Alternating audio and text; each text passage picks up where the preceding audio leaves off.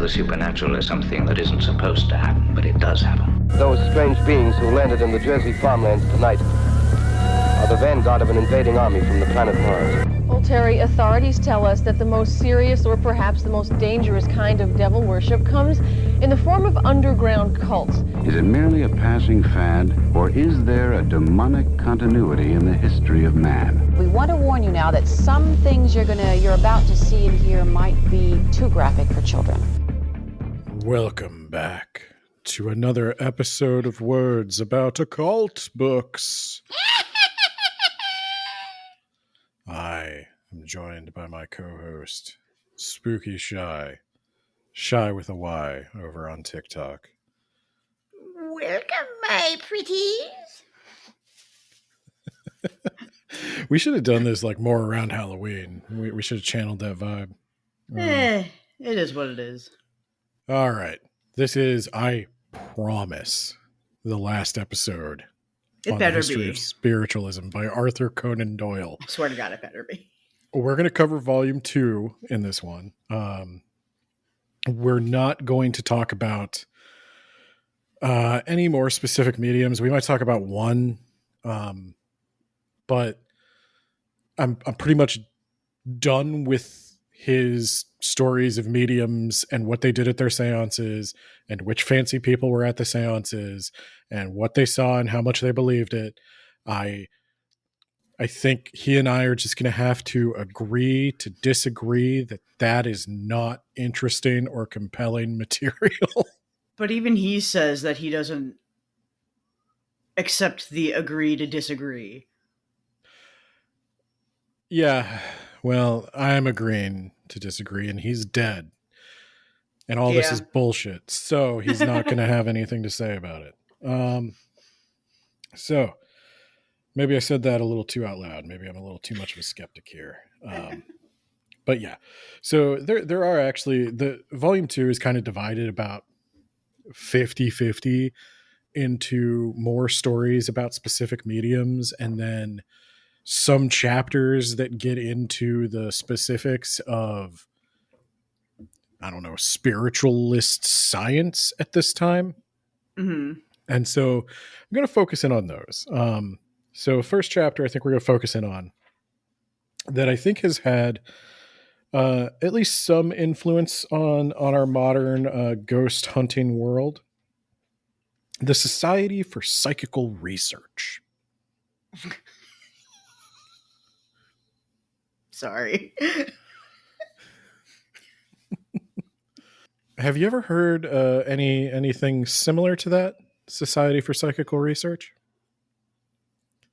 I feel like I have, but I like Maybe in New England? Maybe with a certain paranormal couple? Santa Claus and Mrs. Claus? In New England? They vacation. They probably vacation, yeah. No, I am, of course, referring to the Warrens. Oh. With NESPR, the New England Society for Psychical Research. Oh. See, when I hear the word psychical, it's one of those words where it doesn't sound right, but I can't tell you how, and I'm sure it is correct. But like, it's a play on physical. So there would be physical research, which is the sciences that research into the physical world. mm-hmm. Psychical research would research into psychic phenomena that exist only within the realm of mind. A psychic phenomenon that can occur in the physical world. I think so. That actually that brings us to the Society for Psychical Research. This is, of course, the Society for Psychical Research in London. There are others. Mm-hmm. But this is the one that Arthur Conan Doyle was, I don't know if he was a founding member, but he was in there pretty much on the ground floor. And this is their mission statement, the manifesto for the society. Mm-hmm. It has been widely felt that the present is an opportune time for making an organized and systematic attempt to investigate that large group of debatable phenomenon designated by such terms as mesmeric, psychical, and spiritualistic. We are all agreed that the present state of things is a scandal to the enlightened age in which we live, the 1800s. That the dispute as to the reality of these marvelous phenomena, of which it is quite impossible to exaggerate the scientific importance. And I hate this argument, and people use it today for all this paranormal stuff. If only a 10th part of what has been alleged by generally credible witnesses could be shown to be true, I say it is a scandal that the dispute as to the reality of these phenomena should still be ongoing. That so many competent witnesses should have declared their belief in them, that so many others should be profoundly interested in having the question determined, and yet that the educated world as a body should still be simply in an attitude of incredulity. It's a lot of big words for saying you like to waste time on someone else's dime. Well, I think it might have been largely on their own dime, in fairness to them at this point, but they were all quite independently wealthy. It's basically the mission is we're starting to see all this stuff coming around. He mentioned mesmerism, so hypnosis and that that field is sort of developing at this time alongside ideas about the latent potential of the human brain, telepathy, telekinesis, all that stuff. And then, of course, spiritualism, which is why we're here today. These are phenomena that the scientific community doesn't take very seriously. And save some going back and forth today and basically just say that most of my notes on this and the rest of the book and the preceding book is there's a war of legitimacy going on. I think as there very much is today with ghost hunting. You can jump in if you think I'm way off at any point here. But they mention in their opening ceremonies that there are so many credible witnesses to these phenomena that there must be something there. And I think I take issue with that basic premise. I'm with you on that because I definitely know mass hysteria exists, and I'm not saying that this is mass hysteria, but it is to show that there are commonalities in I don't know how to say it. Let me throw this out there. Are you saying that maybe people's perception is easily influenced? Yes. And groups of people can reinforce each other into a common agreement of what they saw. It's part of the reason I talked about this a little bit when we talked about Bigfoot from Outer Space on Words About Books, is once you see in the paper that there's this Bigfoot-like creature with red glowing eyes wandering the woods of Western Pennsylvania. Well, if you live in Western Pennsylvania and you see, two lights in the woods that look close enough to be eyes, is your brain going to fill in the Bigfoot shape? Yeah, especially when you find yourself in a place or situation where the same people are repeating these things over and over, or the same group of people are hearing people coming from the outside saying the same thing over and over. Yeah, and I think this is something we're going to touch on a lot in a lot of the books we get into, especially the books covering specifically the paranormal world, is just eyewitness testimony is inherently unreliable. Mm-hmm. Everyone's eyewitness testimony is inherently unreliable. Human beings are not cameras. We don't have visual memory that's perfect. We change a memory every time we recall it just a little bit. What's really the gold standard here is repeatable, controlled experiments with predictable results, which we simply cannot get, by their very nature. Doyle says over and over again, you cannot get predictable results from any set of experiments done. And it's like, well, that's cool. It certainly merits more observation, but we can't do a lot of science on this. Like, he wants, and he's so angry that he hasn't gotten the credibility of science, that he just goes down these paths of like, believe in everything, every fraud, every trick, every logical fallacy. He falls for all of them because he's so desperate. As long as you say, like, oh, there's no way anybody can prove it. Well, he wants there to be a way to prove it, but he wants me to accept eyewitness testimony as proof. And I won't. I'll accept it as interesting. I'll accept it as observation of a phenomenon, but I won't accept it as proof that it is ghosts.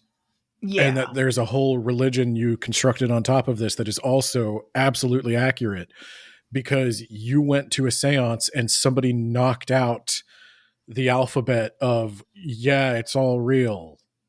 Like, that's just not good enough.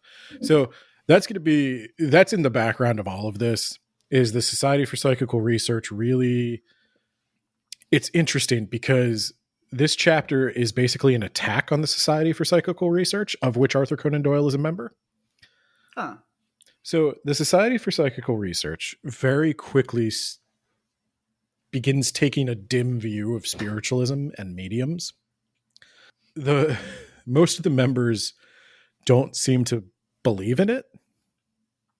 And the few founding members that do believe in it eventually leave in disgust at how the mediums are treated. I'll read you a little quote here to let you know sort of where their heads were at. The early work of the society was devoted to an experimental investigation of thought transference, a subject which Sir William, then Professor Barrett, had brought before the British Association in 1876. After long and patient research, it was considered that thought transference, or telepathy, as it was named by Mr. F. W. H. Myers, was an established fact.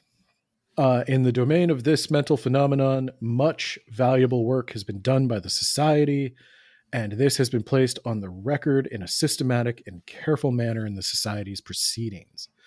So the people in this society consider telepathy to be basically a proven fact. We'll come back to that. Well, you might see how this could be a problem then for the spiritualist argument. Uh-huh. So when you're telling me things that you couldn't possibly know, what if maybe you're just a telepath? And it's an interesting thing. And this is the other thing this is really the other part of my point is, okay, I'm a skeptic, and a skeptic usually means somebody who's like very materialistic, very like it. I forget which chapter he mentions it in, but there's the core debate here is, does matter shape thought, or does thought shape matter?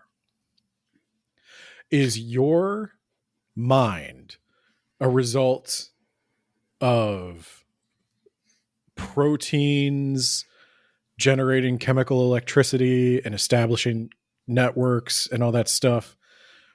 Or does the mind exist outside of the material, and does it shape the material in some way?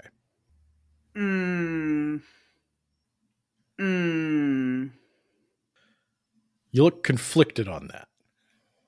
Well, see, like, this is where, like, for me personally, my belief in the afterlife is very different from what a lot of other people think. Like the it's America. The common idea is heaven and hell whenever you die. For the lucky few, there's purgatory because nobody could choose. But I like the idea of like the mind and energy that give you life are sent back into a cycle of energy. And the energy can only become a mind when there is a body for it to inhabit. Yeah, I think that makes sense. So like a little bit of a comment, like there's not a distinction between the two things. Yeah. That it's all kind of one reality. Yeah. Like they exist and can exist separately, but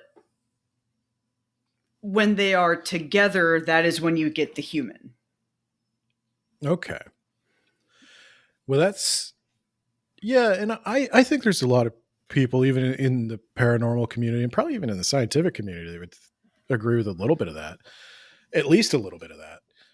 And I think the war Doyle's fighting here is between hardcore Enlightenment so-called rationalists who believe that there is a physical explanation for everything, a mechanical, you're a meat machine. Well, yeah. And that's all you are. And people who believe, no, you're a luminous soul inside a body for purposes we really don't understand, but that's the nature of humanity, is you're really the soul and the body is just kind of a wrapper you can get rid of. Luminous beings, Zoe, not this crude matter. You're probably right. I think it's really black and white thinking that narrows down the possibilities almost immediately for no reason.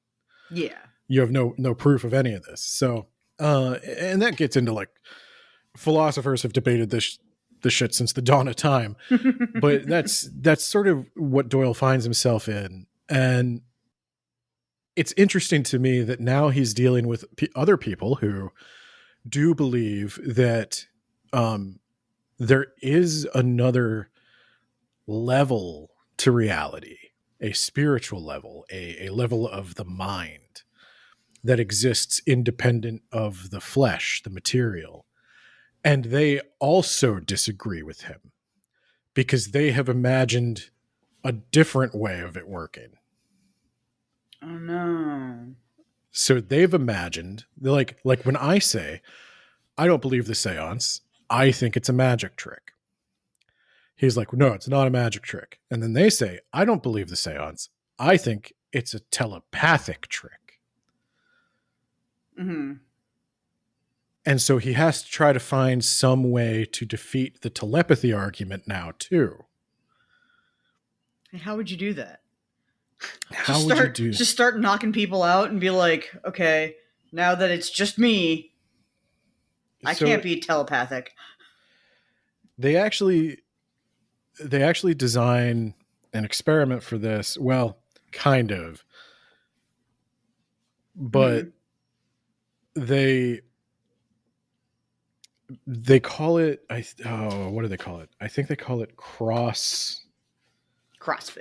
Cross communication. There's a scientist who imagines this experiment, and he says when he dies, he's gonna come back and perform this experiment. And basically what the experiment is you're gonna have a spirit give his message through multiple mediums who have never had contact.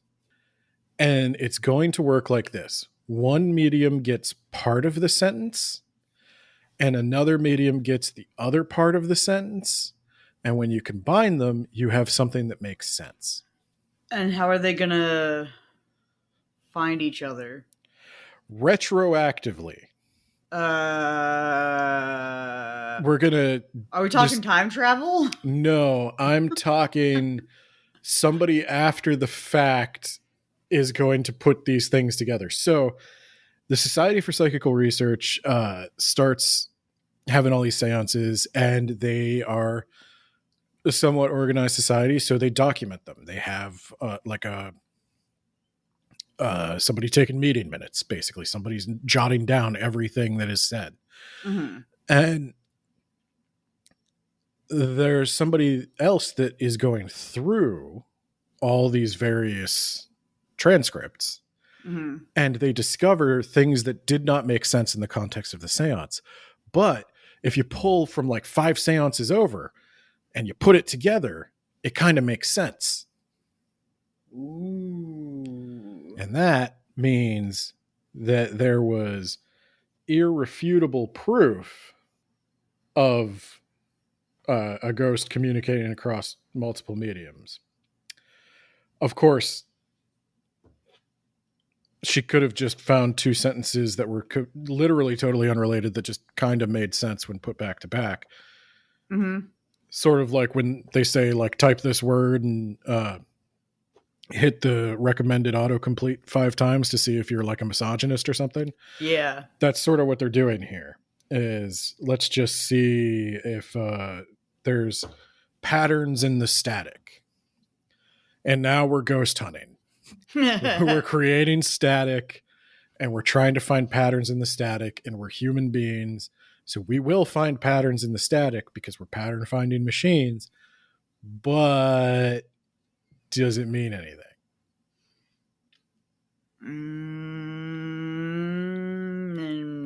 Not really. Yeah. And the Society for Psychical Research also gets pretty interested in Madame Blavatsky and theosophy. Madame Blavatsky, famous madam?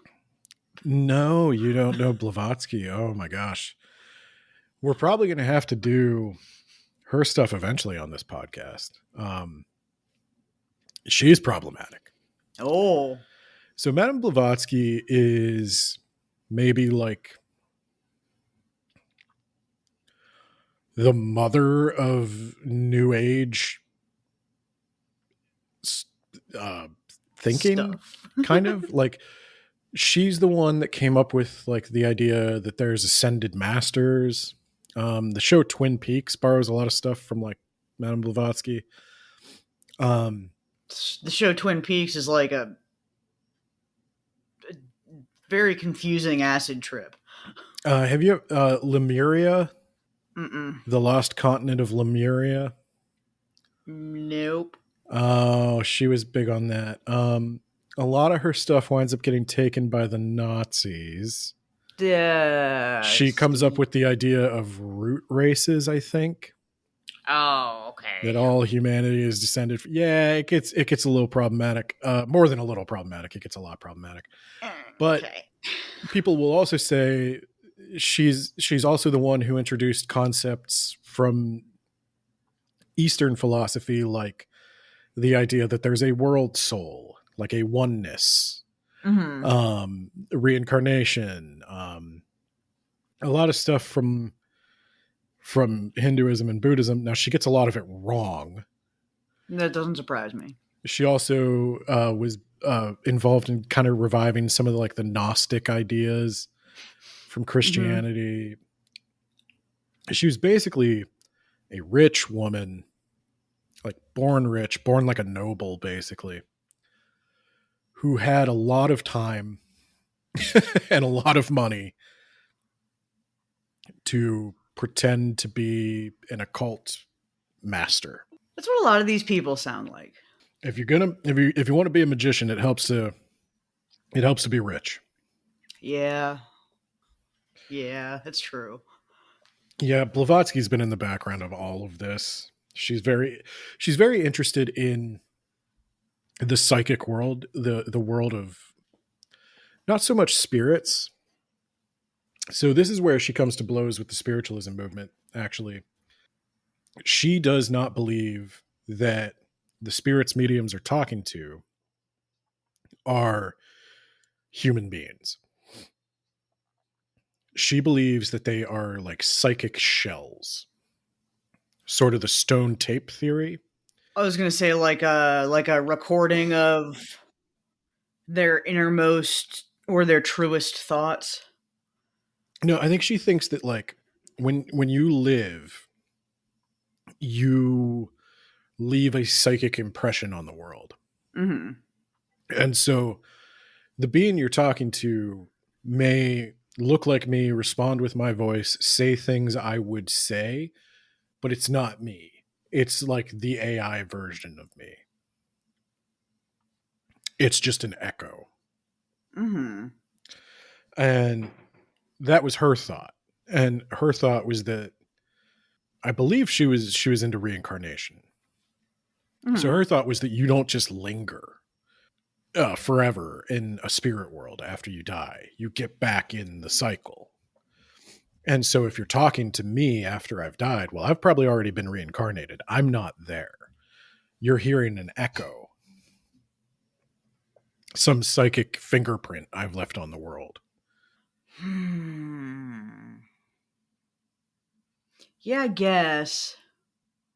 But like, see, and this is where it's like I grew up in central Pennsylvania. Like all the time you hear about, oh, limestone is one of those stones that just like record psychic energy, and it's like, well, that's like most of Pennsylvania.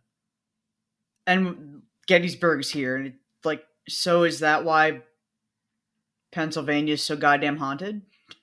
I think the theory would go that the stronger the emotion, the better the impression.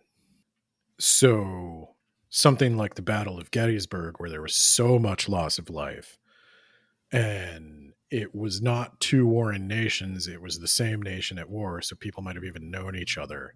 Mm-hmm. That created such a psychic scar that's why that's so haunted. And maybe the presence of all the various limestone and everything aids in that. Mm-hmm. That's why they see people. A lot of the stuff at Gettysburg, it always seems like soldiers still going about their business. It seems like a replay almost. Yeah. It's like it's not necessarily that they're intelligent. It's just like a movie keeps playing over and over. Yeah. So yeah. So he has to deal with these objections coming up that you're not talking to real people, you're talking to shells. I don't think you're talking to real people at all. I think it's a trick, but I think it's a mental trick. I think you're reading my mind. And you might not even know you're reading my mind. You might not mean to do it. You might think a spirit's telling you this, but it's actually just your own psychic powers. This is why it kind of matters that we can't do repeatable experiments, because we can't eliminate anything either. And this is my problem with Doyle, is he doesn't really have a good answer to this, because we can't conclusively say it's not any of these other things. Well, because like my question about the not knowing about the psychic powers is, like, wouldn't you start to think something was odd whenever you'd be just out and randomly all of a sudden, oh, I'm hearing voices, but I'm not at a haunted location that I'm aware of. So either you start thinking that every place you go is haunted, or you are haunted, or, like, I hate to say, logically, you might be psychic. I think it depends a lot on how you frame it. Did you start off as a religious person or a person who watched a lot of sci-fi? Who, me personally? No, I mean, but the medium. That's how the medium, like, this is where your culture and your experience sort of shapes your reality. That's true. So, and of course, I'm still leaning on magic trick. Yeah. So, and they go through basically the Society for Psychical Research. They think they're getting really good proof of telepathy. They're not all that interested in spirits, and it's not helped by the fact that a lot of these mediums keep getting caught faking shit. And what? Doyle goes back again to well, you know, we need to have a sympathetic, loving, trusting environment for the mediums. You have to go in believing everything they say, or it won't be true. But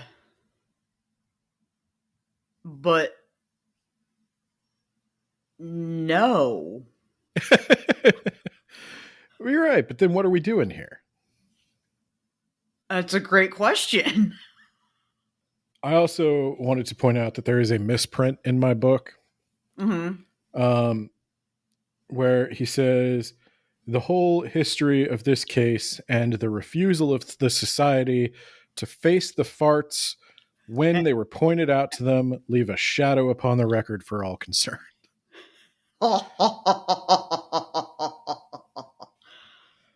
Shadow. That's the first time I've ever heard somebody use that as a phrase for a skid mark. Ectoplasm. Oh. We're moving on to ectoplasm with this. So we finally get the whole chapter on ectoplasm. And we know that this is a thing. We've established it. We have photographic proof, solid photographic proof. And if anything, the only prediction Conan Doyle makes is that more exact scientific observation could only confirm what the pioneers of the art have already stated. A lot of my notes on this chapter are just underlining lines and then writing, "You sure about that?" Yeah, like I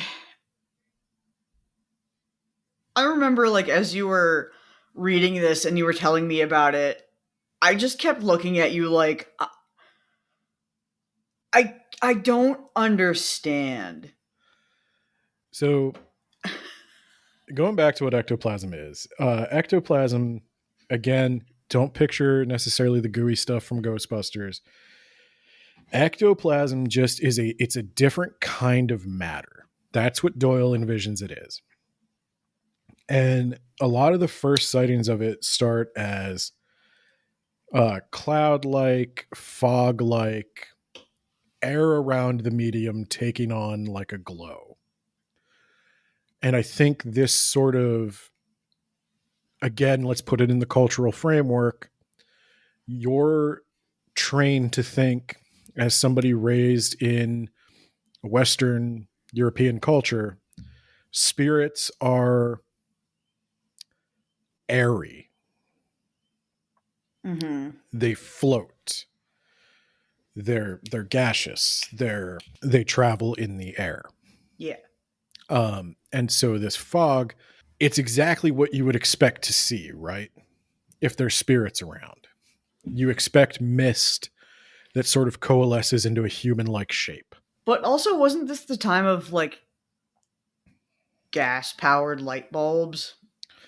Yeah, well, no, they well, they weren't light bulbs, Shy. They were just gas lights. Oh, that's worse. Yeah.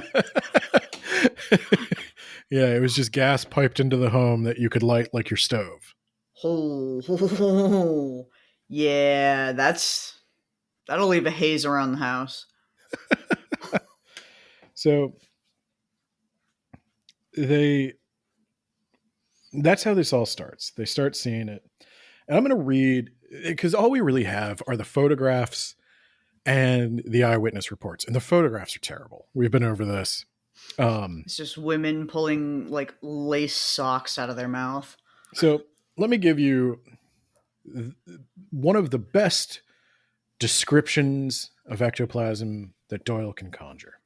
First, a filmy, cloudy patch of something white is observed on the floor in front of the cabinet.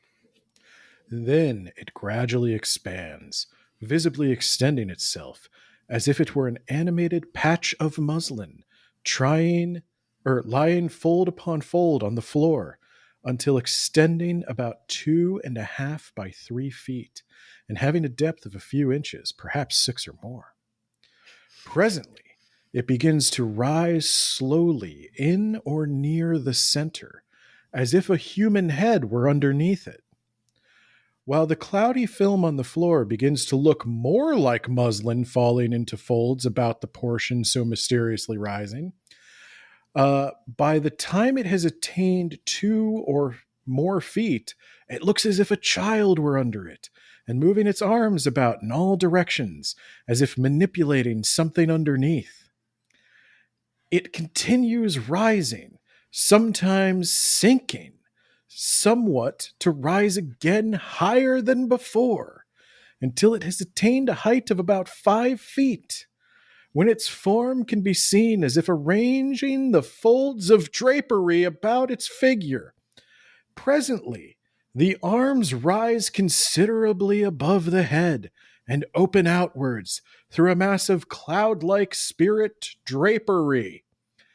And Yolande stands before us, unveiled, graceful and beautiful, nearly 5 feet in height, having a turban-like headdress, from beneath which her long black hair hangs down over her shoulders and down her back. The superfluous white veil-like drapery is wrapped round her for convenience, or thrown down on the carpet out of the way till required again. All of this occupies from 10 to 15 minutes to accomplish. I would like to correct him on the unveiled part, because it is quite literally whoever it is very veiled. So muslin is a kind of fabric, right? Yes. And you have to say it specifically muslin, because you could very easily get people confused over like just a bunch of like Muslim people draped over somebody else randomly. Yeah. Everybody's confused.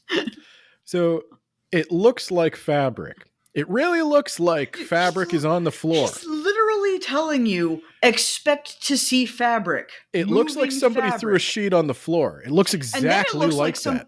And then it looks like somebody threw a sheet over a child. And then it looks like somebody is in the sheet, slowly standing up, then falling back down, and then and then eventually somebody pops out, and then they throw the sheet on the floor until they need to disappear. And they put the sheet back on and they disappear. And keep in mind, all of this is in low lighting.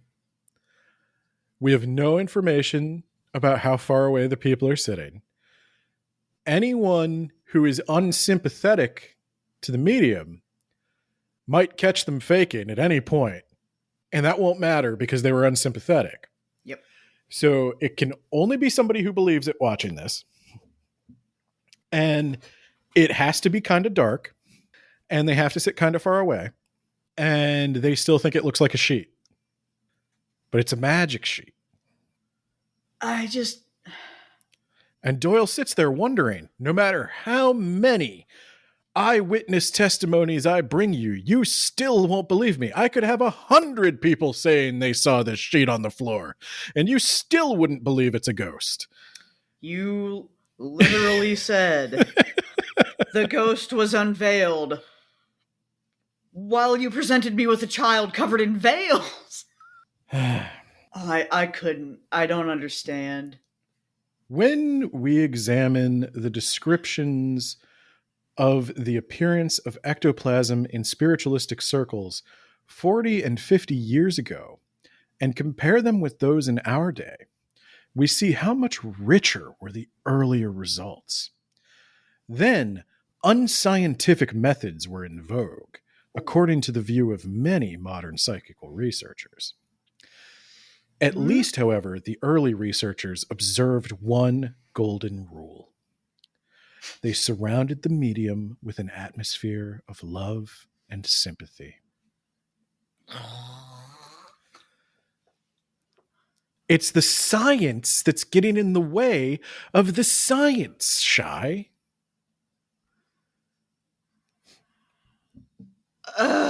Excuse me. Stop asking questions and trying to prove things, and just believe me and let me call it science because I want the credibility. No.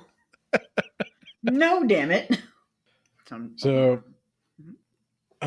before we get too much further, I want to say there's a lot of just stories about more mediums and more stuff they did and why it's all right. Finally, we get to the guy who coins the term ectoplasm. His name's Charles Richet. He's attending sittings at the Via Carmen in Algiers. And his medium is Ava C. Okay. Now, he's witnessed this manifestation several times now. And old Richet has figured out there's only two possibilities going on here. Mm-hmm. Either a phantom can have attributes of life, or that's a person pretending to be a ghost. Whoa, He's very close. He's very close. Whoa, now. He's very close to getting this right. He does the same, like, don't worry, it's not the same person. I thought of that. But then let's hear Richet's account of a credible manifestation. Now, it's important for you to know that the medium has dark hair. Okay. All right. Almost as soon as the curtains were drawn, they were reopened, and between them appeared the face of a young and beautiful woman, with a kind of gilt ribbon or diadem covering her face and hair, and the crown of her head. She was laughing heartily, and seemed greatly amused. I can still vividly recall her laugh and her pearly teeth. She appeared 2 or 3 times, showing her head and then hiding it, like a child playing Bo Peep. Okay. This woman was an Egyptian queen. She returned, but only showed the crown of her head, with very fair and abundant hair. She was anxious to know if I had brought the scissors. I then took a handful of her long hair, but I could scarcely distinguish the face that she kept concealed behind the curtain. As I was about to cut a lock high up, a firm hand behind the curtain lowered on mine so that I was only about 6 inches from the end. That's still a lot of hair. As I was rather slow about doing this, she said, quickly, I have kept this lock, and it is very fine, silky, and undyed. Microscopical examination shows it to be real hair. I am informed that a wig of the same would cost 1,000 francs. Oh. Now, Martha's hair is very dark, and she wears it rather short. So this long blonde hair of the Egyptian queen... Yeah. Yeah. Doyle doesn't... he doesn't even address it. He doesn't... I don't understand. Oh, well. Oh, and that's the thing. Story after story, too. I've left some of this out because it's just kind of overtly racist. In a way that Doyle didn't intend to be. I guess I shouldn't say overtly racist. He's not intending to be racist, but he's falling into the limitations of his time and culture. When there's all kinds of native spirits that hop on stage, and it's very clear that they are not from any native culture. They're doing a very stereotypical... They are about as native as the Disney movie Pocahontas. They're about as native as the Disney movie Peter Pan. Yeah, if you remember how bad that one got. It's literally like that. Everybody's got like a feather in their hair. They do the whooping and the and nobody can say what nation they're from, what the name of the language they're speaking is. They all speak perfect English. These ancient native spirits. It's funny that actually the mediums, how could she speak Arabic? How could she speak? Well, boy, if she spoke a dialect of Algonquin, that would be impressive. Mm-hmm. No, it's never that. The natives always speak perfect English. And the Egyptian queens have blonde hair. Yeah, undyed. Yeah, Doyle gets into a lot of photo manipulation. He also talks about how they've taken samples of this ectoplasm and they've examined it to determine what it is made from. Ectoplasmic muslin? No, so only in highly specific seances are they able. See, if you grab the ectoplasm off of a medium, you're liable to hurt the medium because they have it shoved up their nose. But or down their throat. Yeah, exactly. No, there's cases of people doing this, and the medium winds up convincingly injured.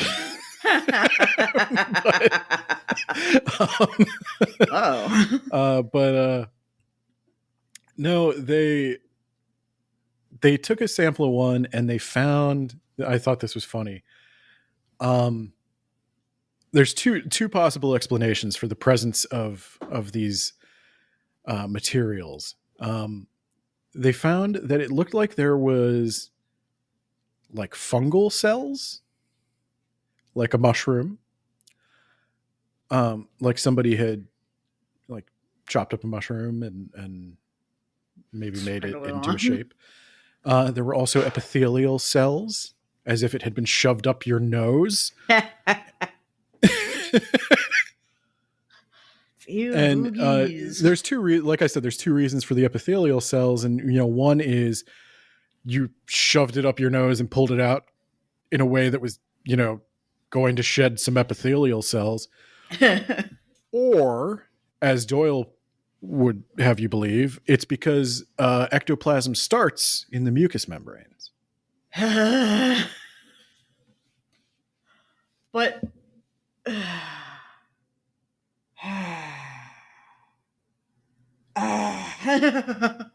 let me tell you a little bit more about the properties of ectoplasm here. Okay. Yeah, I know. This is how I felt when I was reading it. So when touched or when undue light came upon it, it writhed back into the body as swiftly and stealthily as the tentacles of a hidden octopus. Whoa. Just like that. Just like that. If it was seized and pinched, the medium cried aloud, "Hey, stop touching my shit." It would protrude through the clothes and then vanish again, leaving hardly any trace upon them. With the assent of the medium, a small piece was amputated. It dissolved in the box in which it was placed, as snow would have done, leaving moisture and some large cells behind. Gross. Yeah. They did find at one point some of the medium was made of what looked like salt and calcium phosphate. And, quote, some other elements. Like carbon. Yeah. Yeah, chloride of sodium, phosphate of calcium were among the constituents. Oh, I hope they voted there the was right some one. other stuff.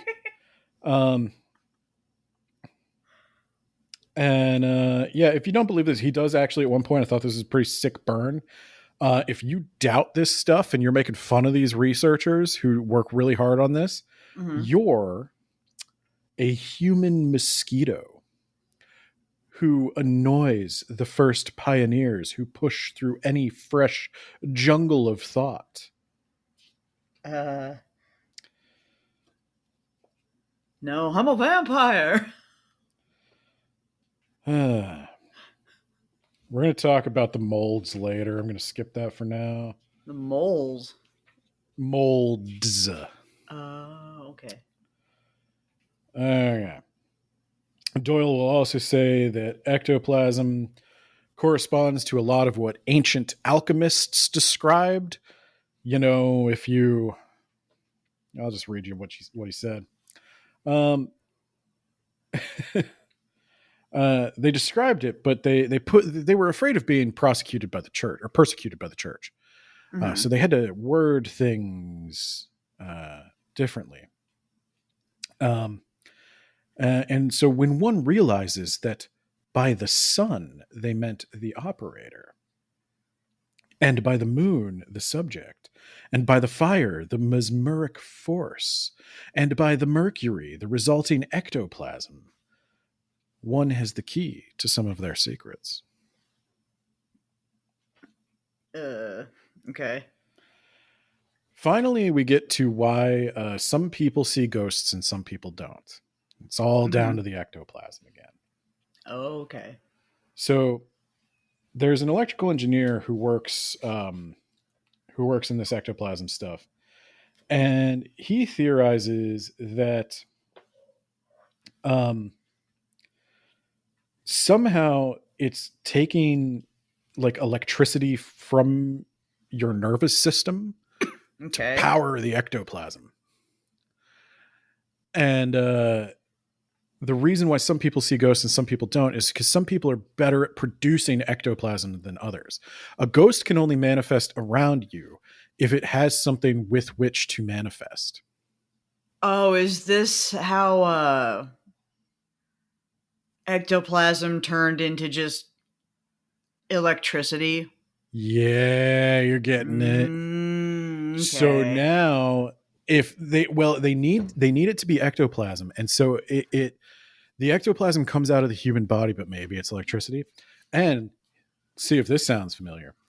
The reason why some see a ghost and some do not may be that some furnish sufficient ectoplasm for a manifestation and some do not, while the cold chill, the trembling, the subsequent faint feeling may be due not merely to terror, but partly to the sudden drain upon the psychic supply.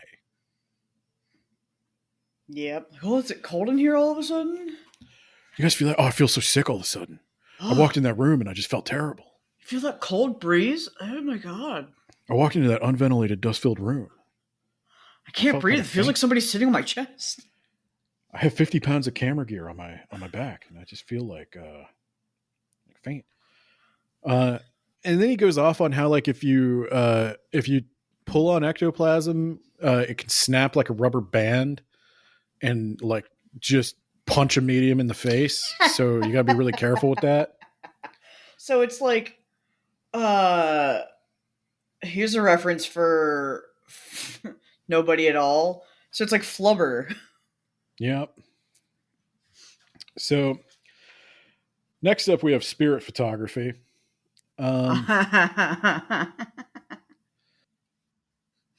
So we all know that spirit photography is like a double exposure thing. If spirit photography was going to work, it would be all over the place today because photography is all over the place. Mm-hmm. Couple of weird things that Doyle throws out here to try to justify this. Again, we get confessions from all the biggest ones. A lot of people get convicted for fraud. Sorry. I think they call the spirits in the photos extras.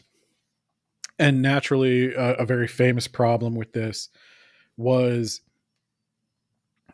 people would see their dead loved ones in a photo, and other people would see like, wait, isn't that the guy who owns the grocery store down the street? Uh-huh. And he's still alive. Like, we can go talk to him right now.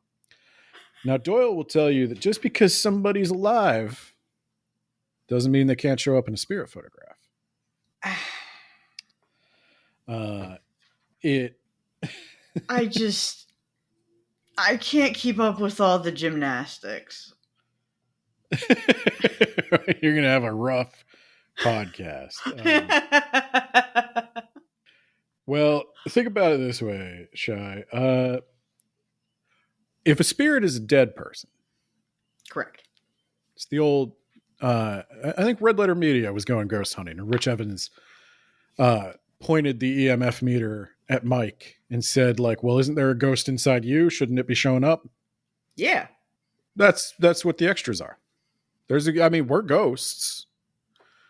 Maybe you can translocate. Maybe your astral form was there in the photograph.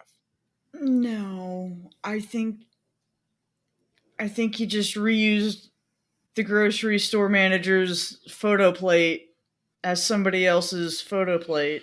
It is funny because at one point Doyle's like, the one thing we can definitely be sure of is that it's not the lens capturing the spirit.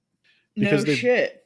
Well, because he's done an experiment where he puts two cameras. It photographs the same subject at the same time, but only one of the sets of photos develops a spirit. Mm-hmm. Because only one of them had a plate. Yeah. No shit, it's not the lens. So, yeah, pretty famously, Bouguet. Bouguet. I don't know how to say his name. Buguet. He's a big spirit medium. He gets, they suspect him of fraud. A cop goes in disguise to get his picture taken, and he searches the place and he finds the prepared plates. He finds prepared negatives, and this is a bit of a he said, she said kind of thing. They say they find a doll, a life-size doll, that he's decorating and posing to basically be whatever person he needs it to be before he takes the picture. That's brilliant, actually. Yeah, he used to have his assistant do it, but then his assistant started doing his own spirit photos or something. So then he had to get a doll. And so the funny thing is, too, you're wondering, like, how good can it be if it's a doll? He has multiple doll heads, too, for, like, different types of faces. Damn. And how good can it be if it's a doll?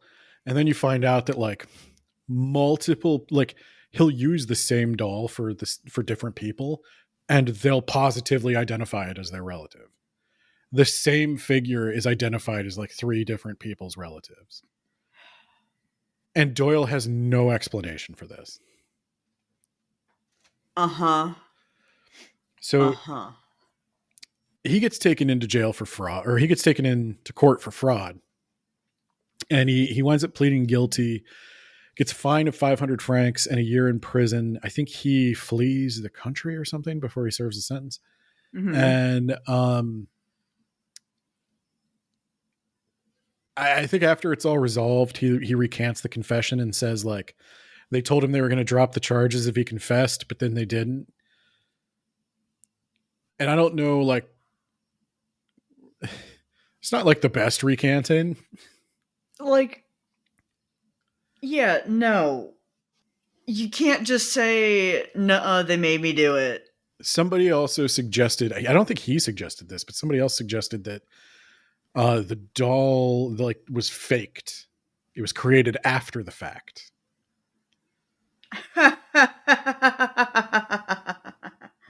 The doll was fabricated evidence? Yeah. And so here's my thing. If you want me to believe this dude is framed, okay, maybe he's framed. But what about, like, everyone else that's confessed so far?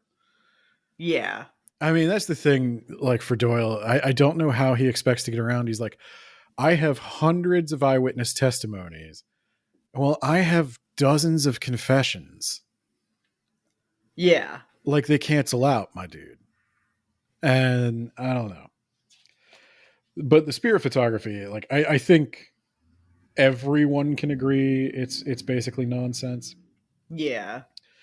So then we get to voice mediumship and molds. Voice mediumship is basically like ventriloquist tricks. People doing a voice that they couldn't possibly do on their own. You see that to this day with things like the Enfield Poltergeist, which was The Conjuring 2, where the little girl does the old man voice. I'm whatever, Cribbins, and I died in this house. Chimney Wibbins, I'm coming for your gibbons. Yeah, and she couldn't possibly have done that. She's a little girl. And then, like, they'll have her drink a glass of water when she's doing it, but, like, only if everybody turns around. And yeah, right. Yeah, and so there's a lot of that stuff. Like, the voice will be talking at the same time as the medium. And what I would say, like, again, I'm going to go ahead and say I don't have to be able to prove how they did the trick to suspect it's a trick. Yeah. But if you wanted me to throw out a theory, they have an accomplice for like all of these. If there's just maybe 2 people that are in on it, then it's super possible. All of it. Molds. So when the but here's a theory for how the how the voice appears from all over the room, aside from there being another person, or just the power of suggestion. I think these people are eminently suggestible. The ectoplasm can form a functioning larynx. Excuse me? Well, it clearly can because it forms like a fully functioning human body at times. So why not just a throat, tongue, and lips, I guess? I mean, at that point, why not just not form anything at all and just speak into the wind? Well, how would it do that? How would it form just a larynx? Ooh, now, because ectoplasm. Because ghost. See, you're just one of those Society for Psychical Research types who doesn't want to believe the evidence of hundreds of eyewitnesses that there is, in fact, life after death. We live forever, and it's great, and everybody's going to be happy, and everybody's going to get to do what they want to do in the afterlife. You just don't. Yeah, want well, to you know that. what? You know what? You You know wanna what take I that from have? me. You You know wanna what take I that from me. have? A personal I have relationship with 100 Jesus shy Christ? witnesses.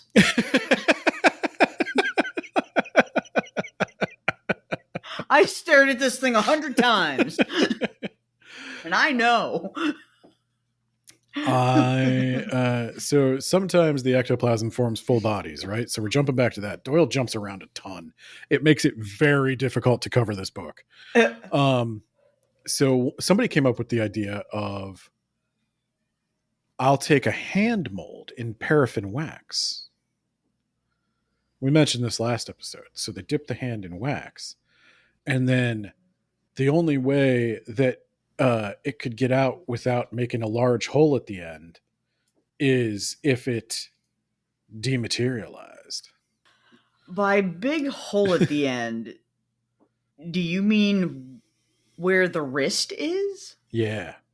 So it forms without the wrist hole, or it forms and the wrist hole doesn't get blown out by pulling a hand out? It doesn't get blown out by pulling a hand out. That's not that hard to do.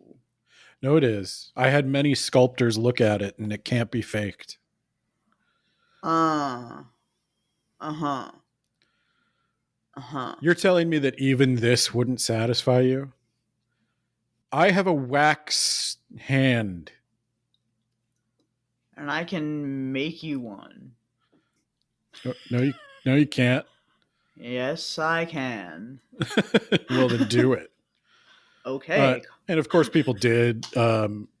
Houdini is in the background of all of this, debunking most of it. And Doyle never mentions that. So let's see what else we got here. French spiritualism, German spiritualism, Italian spiritualism. I don't care. Some great modern mediums, probably not. Okay. Spiritualism in the Great War. Oh, there's only one thing I want to read from this chapter, and it's this. This is Doyle's exact words. It has been said, too, by these unscrupulous opponents that the author's advocacy of the subject of spiritualism, as well as that of his distinguished friend Sir Oliver Lodge, was due to the fact that each of them had a son killed in the war. The inference being that grief had lessened their critical faculties and made them believe what in more normal times they would not have believed. The author has many times refuted this clumsy lie and pointed out the fact that his investigation dates back as far as 1886. He did not come to this belief because of the war, but also ghosts predicted the war. So he had a loss of faculties before the war, you say? He never had them, Shy. How dare you? Ah, pardon my assumption.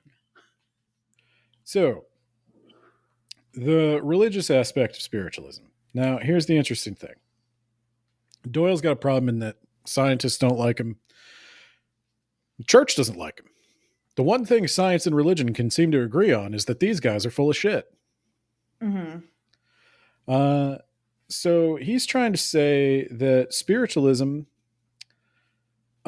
does supply all that a man needs, but it doesn't preclude you from worshiping any one religion. Spiritualism and Christianity can quite peacefully coexist. In fact, spiritualism could be used to enhance a Christianity that has grown stale. You're advertising it like it's a party trick. Spiritualism, what can spiritualism do for the church? Buy my 5-part course, the low price of $30 a class, and I will teach you what spiritualism can do. So yeah, he basically goes on to say, like, you know, Buddha, Jesus, Muhammad, these are all people who saw into the spirit world.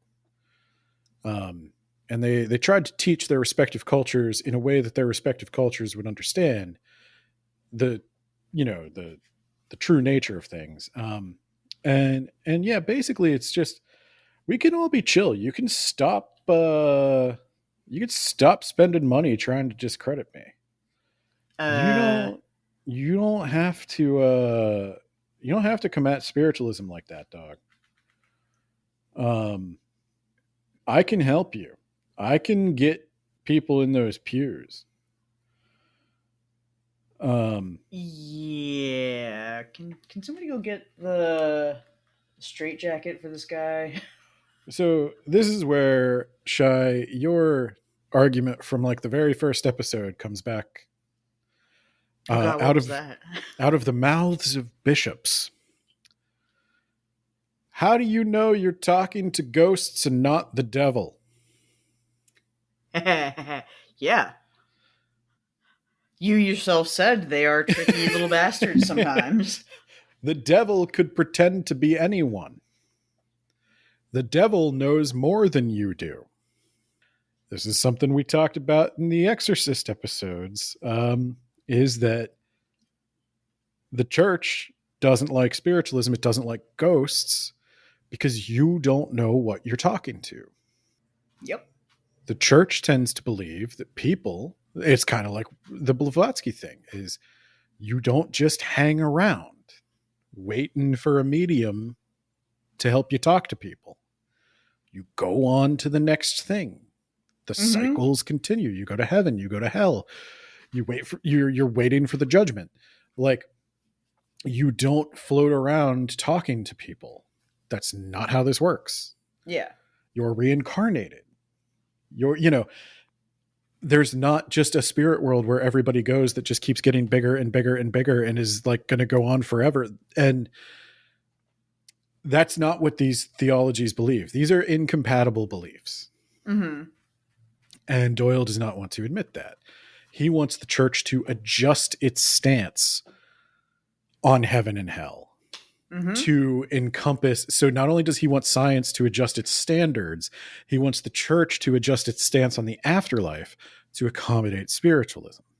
Because trust me and my army of learned gentlemen who had an experience. This has real big, but my dad's a lawyer energy. Yeah, and so there are, like, ghost hunters is always able to find someone who calls themselves a priest to perform an exorcism. Yeah. And in Doyle's time too, there were people who were willing to try to integrate these beliefs with Christianity, the idea that there's ghosts floating around. And you certainly could.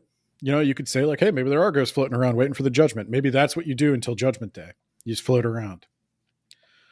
But I don't think that was going to fly with the Anglicans. Definitely wasn't going to fly with the Catholics. It was kind of a niche, kooky Christian that was going to fall for that. Yeah. And then finally, we have the afterlife as seen by spiritualists. Okay.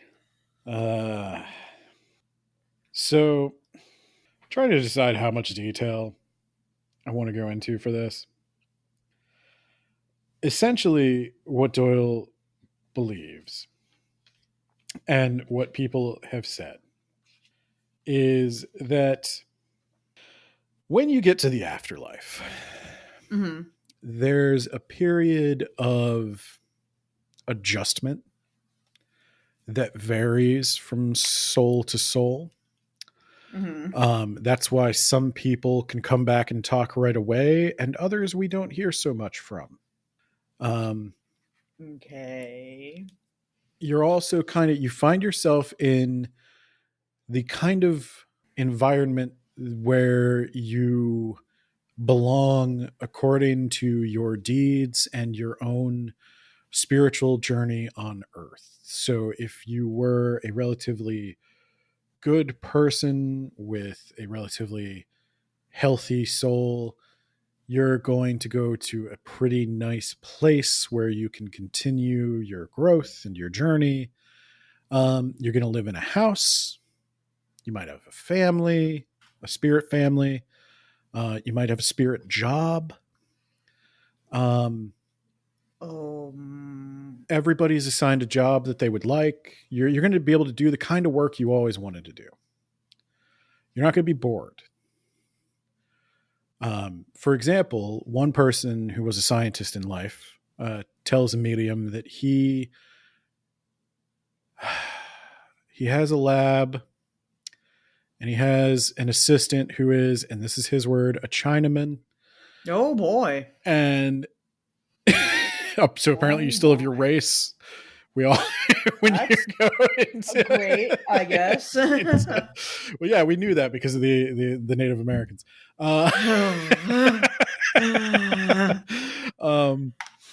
And he's working on breaking through the veil from the other side. You know, you guys are researching, talking to us, and I'm researching, talking to the living. We're going to meet in the middle. This could be great. Now, if you weren't so good, if you were a murderer, if you were like a troubled soul, you're going to go to something that's a little bit like a punishment. You're going to go to like spirit jail. Okay. You're gonna be in a miserable place where you're going to want to get out of there. But the good news is this is not eternal damnation. If you desire to do better, you can move up. You can make amends. You can grow. You can get out of that hell. May take time, but you'll get there. Okay, but so first question. What defines a healthy soul?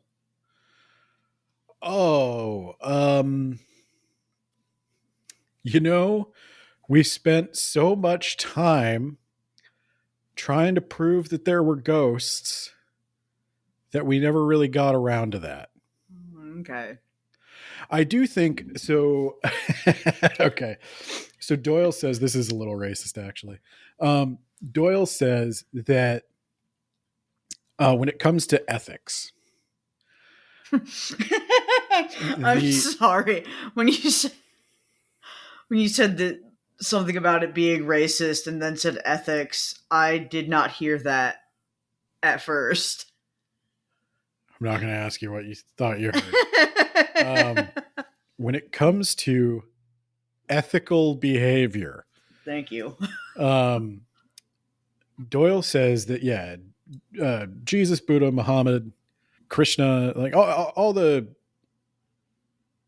major like figures of the world religions. These are all people who saw the next world. And while he considers the accomplishments of Buddha to be no less than the accomplishments of Jesus Christ, he finds that for the Western mind, Jesus put it in a way that it was made for them to understand. Buddha appeals more to an Eastern mind, and Jesus more to a Western mind.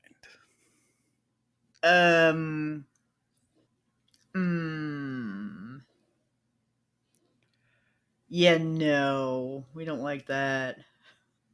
I find it a little like people. I don't necessarily want to get like weird or political or anything, and I've seen a lot of people come down on like this kind of like postmodern philosophy, but I don't think it's like ultra out there to suggest that your culture shapes you more than you realize. Like we don't necessarily choose everything we believe based on its logical merits. Yeah. But it's Doyle seems to not realize that. Like he doesn't seem to realize that like Jesus appeals to you because you live in a culture where you hear the words of Jesus all the time. Mm-hmm. It's nothing to do with your Western mind. Yeah. I promise you, in his day and even today, Jesus is not considered Western. That man from Galilee. But yeah, so that's sort of what this is about. At the end of the day, it's about what Doyle wants for when he dies. I really think that's why you could say like it's not because of his son dying in World War II, and I believe him because the record shows he was interested in this stuff long before. Mm-hmm. But he's a medical doctor. He's aware that man is mortal. He knows he's going to die, and he knows all the various ways he could die. And I think in reckoning with that, he finds it very, very comforting to believe that death is just a quick transition over to a perhaps better world. And he's not even really leaving anything behind because through mediumship, he'll be able to come back and talk to people. And according to mediums, he has.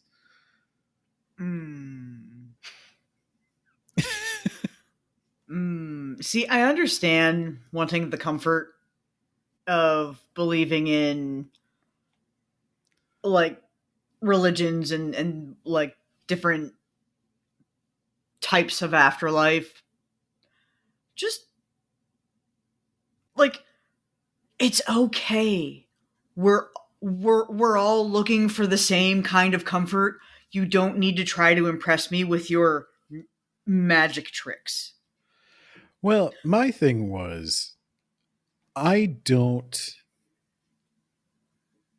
mind that Doyle had many spiritual experiences that were very important to him, and that no one will convince him that they weren't real. I think that's fine. I'm not trying to convince him that his spiritual beliefs weren't real. He's trying to convince me that they are. And all you can tell me is that you had a spiritual experience and that these other people had a spiritual experience. Mm-hmm. But you can't, you're telling me that the only way for me to have a spiritual experience is to accept that I'm going to have a spiritual experience. And I don't I guess that's my thing is, you can have these experiences and they can matter very much to you. And you can even base some of your life choices around them. That's your business. You're a big boy. Mm-hmm. You can do what you want, but you can't borrow the credibility of science if you don't have a testable hypothesis. Yeah. And I guess that's my thing is where you want it to be, You don't just want me to say you had a valuable spiritual experience. You want me to say you had an objective scientific observation, and you did not. Yeah, like I just want you to be honest with yourself and with me that this is not science. Like stop trying to not only tell me that I'm wrong, but also that you are more right than right. That I'm an intellectual mosquito hindering you Yeah. as you tread the jungles of new thought. Like, and the other thing I got to say to him is all of your headcanon here, and yeah, you could say like, okay, well, it was Buddha, Jesus, Muhammad. These are all prophets. That there's at the end of the day, all we know is that some guy told us this, Mm-hmm. and that's religion. And you got to pick what feels right to you. I get you there. You know, I get you with that. You're creating an entire system of belief based on a couple of things, based on that this medium can actually talk to ghosts, and then based on that this ghost isn't lying to you. Yeah. So it's like third-hand information according to Or, you. you know, like did we ever think of the option of like somehow the medium is like twisting information and like stealing people's like inheritance that they're trying to like glean out of their dead relatives? I'll tell you my personal belief. My personal belief is that many mediums may honestly believe what they're saying. Like they may honestly believe they're channeling spirits. I can't prove they're not, and I don't think they can prove they are. Yeah.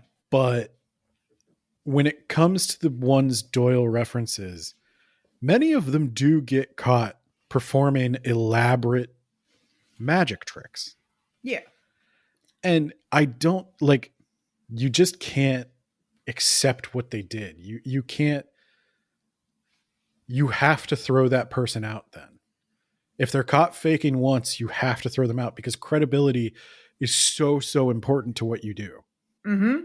Because all we have is your word that it's real. And once your word is in question, the whole house of cards falls apart. And Doyle doesn't let it fall apart there. He's too attached to whatever scrap of proof he can get that he's willing to accept testimony from known liars and then insult people who don't. And to me, it makes the whole book worthless. And I don't even think, I think Doyle would be very disappointed with the direction things have gone.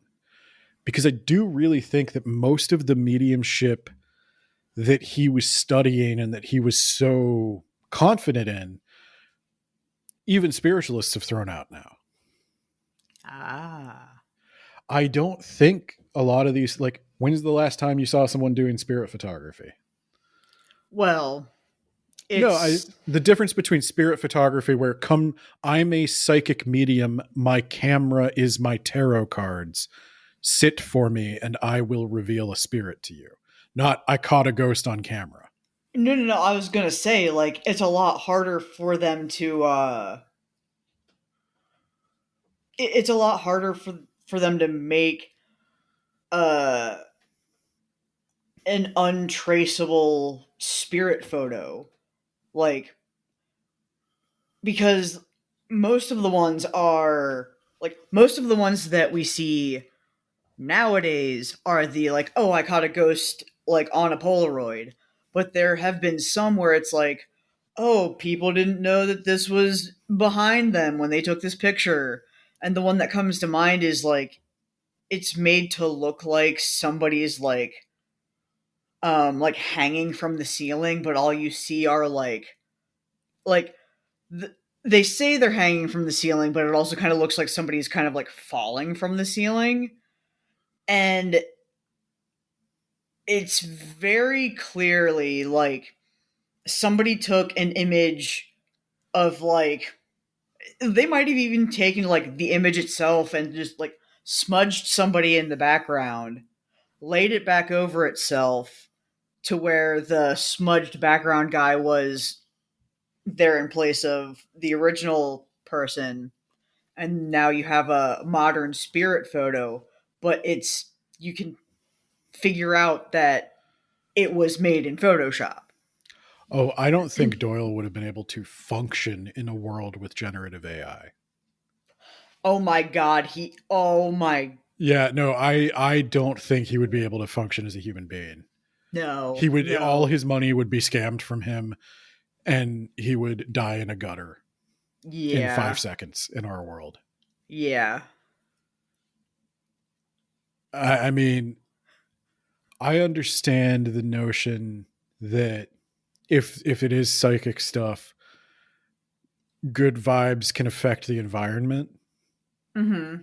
I can buy that, but I don't personally think it's bad vibes to doubt you. Yeah. If it's bad vibes to doubt, then I'm never going to see anything, and I'm okay with that. But yeah, so that was the history of spiritualism, and I guess all that to say is I don't think Doyle is necessarily the best representative of his beliefs. I'm sure there are better, like more convincing, more down to earth spiritualism books out there these days, especially because a lot of this is pretty like on its face, just bad logic. Yeah, like I don't need to go out like Houdini debunking mediums to find problems with this stuff. I just need to read it and be like, that doesn't line up with that. Like the only current, like, I won't call him a spokesperson, but like, I don't know, I will call him a spokesperson because he's had them on his show. Like, Zach Baggins is the only person that I know that is aligned with that kind of belief system. And I'd say all those guys, Zach Baggins and what those two Sam and Colby, those two YouTube kids. yeah. I think there's a lot of YouTube ghost hunters now that have sort of filled in because I think Destination Fear is on YouTube now. They got their show canceled. Ghost hunters are the modern spiritualists. I'm more convinced of that than ever. But like Zach Baggins is their poster child. Zach Baggins is the most famous of this generation for sure. I would like somebody less hammy to have like I a will tell you, with. Sadly, Zach Baggins' Ghost Hunting for Dummies made more sense than this. Now, that's probably because Zach Baggins plagiarized almost the entire thing from another guy who writes about ghost stuff. But also, the way Zach Baggins talks, at least in his show, it is very like straightforward. What? I'm just thinking about the way he talks. If you look at the left corner of our camera, you will see. Exactly. No, I mean, for better or worse, I do think he is the face of modern spiritualism. Mm-hmm. But I don't think he calls himself a spiritualist. I don't know what he calls himself. Yeah. A sensitive, whatever. He's sensitive, all right. But yeah, so that was the history of spiritualism. So Shai, you get to pick the next topic. Oh, we're talking pop cults. And by pop cults, I mean cults in pop culture. And how we've become almost endeared to them. But then we have to have like stark reminders that cults are still dangerous. It'll be a good time. I did pick a book to sort of frame this discussion around. And I think it'll fit what you want to do. I chose a sort of pop science book called Cultish, The Language of Fanaticism, Understanding the Social Science of Cult Influence by Amanda Montell. It is a book about modernish cults. It does get into like Jonestown, stuff like that. But it's more about how cults use language to lure people in and keep people in, and the power of language to sort of shape belief, not to convince somebody who would never do something to do it, but to find those who are and bring them in and keep them in. So I'm interested to see what pop cults you bring up and if they line up with what's in the book, because I have a few that I think might. I'm gonna do my version of research, which is I scroll YouTube while I scroll Wikipedia or Google in general. And then we'll just talk about it. All right. So I'll do my book. You'll do your YouTube. Maybe that's the show, Shy. Ooh. I do my book. You do your find a YouTube. 6-hour video essay on the thing. And we gonna come talk back about. and we meet up and we talk. I think that's actually good. Yeah. No, that could work. Yeah. Yeah. All right. Well, see you next time. Bye-bye.